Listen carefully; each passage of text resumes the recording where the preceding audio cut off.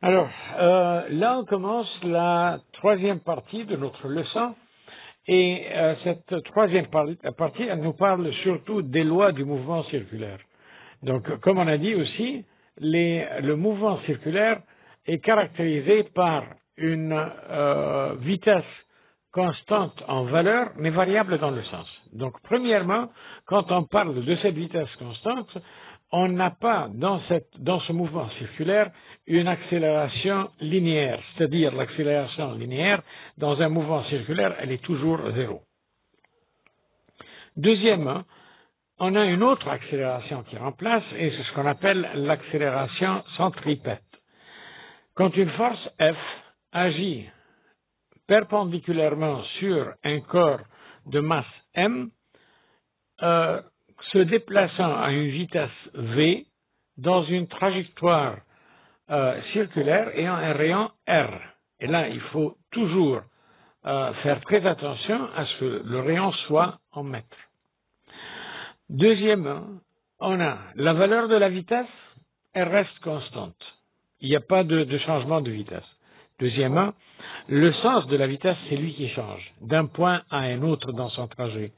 Et on remarque que la vitesse, la force et l'accélération possèdent toujours une valeur constante et varient toujours dans leur sens. C'est-à-dire, si vous vous rappelez des lois de la force, force est égale à ma. Donc si on a une accélération de valeur constante, donc on n'a pas de variation dans la force. L'accélération centripète est celle que le corps acquiert dans un mouvement circulaire dû à la variation continuelle du sens de la vitesse. Alors, si on considère que le corps, il se déplace du point A, dans un mouvement circulaire, du point A vers le point B, qui font partie de la circonférence du cercle. Donc, le rayon du cercle, CA, ici, est égal à l'autre rayon, CB, de même valeur. Et le rayon R1 est égal à rayon 2. Et l'angle qui s'est créé entre le rayon 1 et le rayon 2, il est appelé le delta θ. Le mouvement a varié du point A vers le point B. Et là, ça a fait un delta L ou delta R, delta rayon. Et le delta rayon ici, il représente le déplacement que le corps a fait de A à B. Si on regarde V1 et V2, ils sont toujours de même valeur, mais ils sont dans deux sens différents. En regardant aussi la forme des deux triangles, donc si on a ici un triangle delta θ et l'autre opposé ici, donc ça sera 180 moins θ. Ce qui fait que sûrement l'angle qui est ici, c'est un delta θ équivalent à celui-là.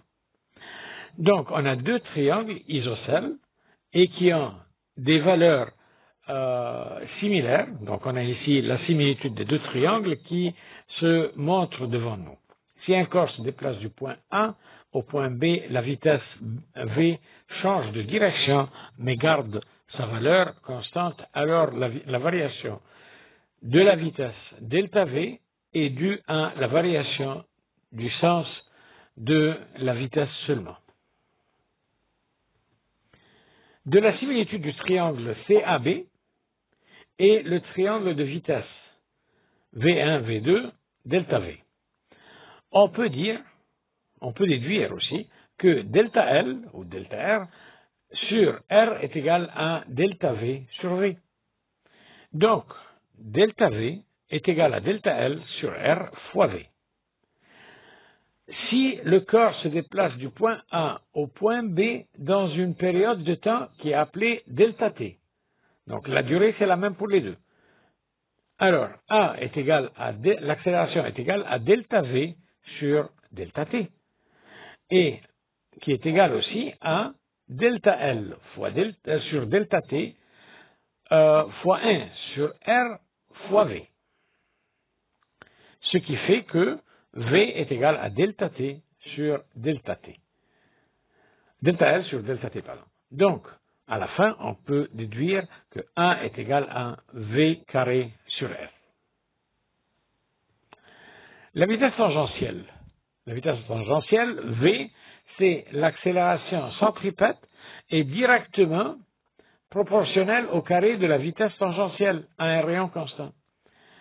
Autant que la vitesse augmente, autant que le corps a besoin de plus de force pour se déplacer en trajectoire courbée.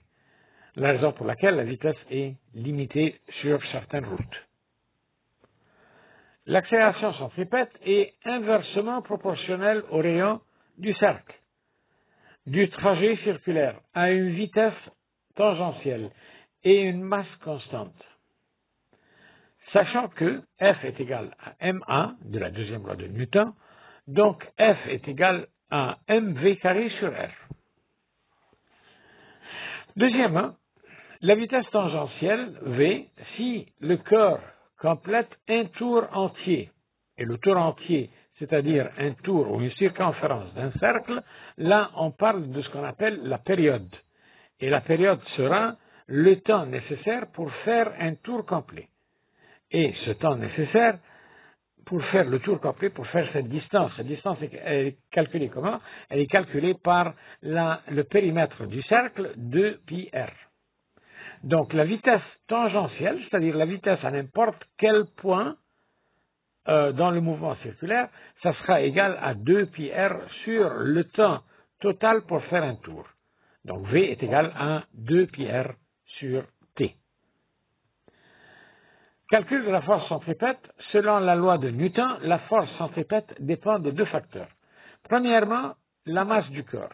La force centripète est directement proportionnelle à la masse du corps. Les masses les plus petites, comme les vélos, ont besoin de force centripète plus petites que les masses plus grandes, comme les camions, ce qui explique l'interdiction du déplacement des camions sur certaines routes courbées et dangereuses. Deuxièmement, la vitesse tangentielle. La vitesse tangentielle, c'est dans ce cas, la force centripète est directement proportionnelle au carré de la vitesse. M et R sont constants. C'est pour cela que les ingénieurs des routes déterminent des vitesses fixes à ne pas dépasser vers certaines courbures. Rayon de rotation, c'est le rayon qui relie le corps qui se déplace en mouvement circulaire vers le centre du cercle. Donc là, la force centripète est inversement proportionnelle au rayon de courbure. Plus le rayon diminue, plus on a besoin de force pour tourner, ce qui fait qu'il faut éviter de tourner à grande vitesse dans les courbes dangereuses. F est égal à mv carré sur R. Et merci.